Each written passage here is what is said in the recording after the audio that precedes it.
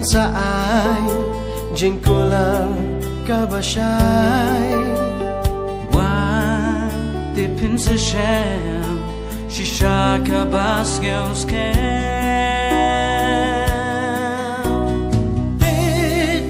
They on supply jing khat kalong yangi Roy uwan snam Jisu long ka juba Birthday at Baten Jing kmen bat ngel si chen Ma Ruki Jao Han Gui Ha Ba Upa Lo Du Ki Jano Ka Jing kmen bat ni nyo Ukloy e ban rap Ukmen ro ban juba Jisu long ka juba Khot loy ye pi unska Kus lai jen jar bawan Pasha u un gersha Tin em te kam chu pai Yang nghi u ai chinh shai U chu bap ka chinh kwen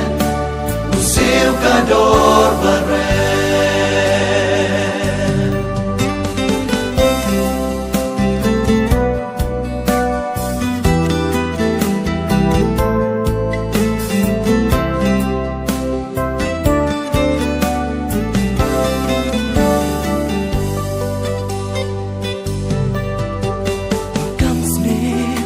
Blasting Sha Jisu Wan Si I try Token ma A is name Kong Yanga Hang ta Jisu on Bat nga te men yo shong A ket neng men long bat nga Jiu nom la jiu nom Jisu long ka juba Khot loy ye pi unska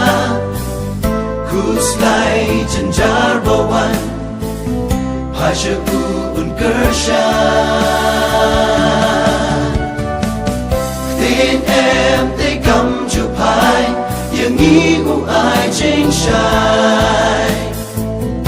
U chu bap ka chinh kwen U siêu ka dor ba re Lên tí ban chu ba Để tăng chinh khát cơ ba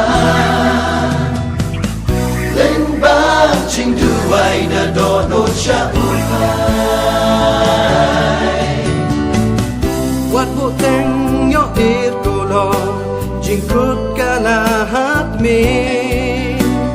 Pan wa te u am Jisu long ka juba Jisu long ka juba Khot loy ye pi unska Kus lai jen jar bawan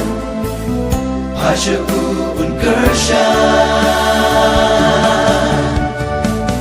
Tin em te kam chu pai